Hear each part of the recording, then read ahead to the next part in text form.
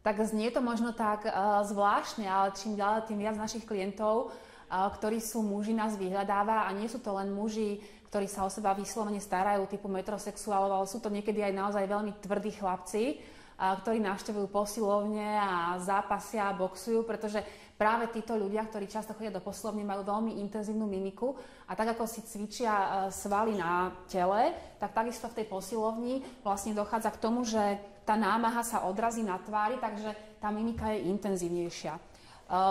Tuto náš pacient Miloš už je opakovane, podstupuje tento zákrok, takže vie, o čo sa jedná. Je to ambulantný zákrok, ktorý vlastne pomáha zrelaxovať svaly, ktoré spôsobujú mimické vrásky. Čiže ak teraz Miloš vytiahne hore čelo, ukážem račenie, ak vytiahne hore Miloš, tak sa ukážu ešte viac, horizontálne vrásky.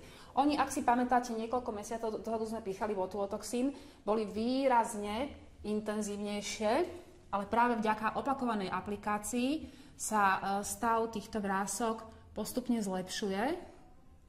To znamená, že aj keď botulotoxín a jeho účinok už nie je, tak ešte stále sa vrásky nevrátia do pôvodnej podoby, ako to bolo pred aplikáciou botulotoxínu. Takže vzniká určitý akoby aj trvalý efekt.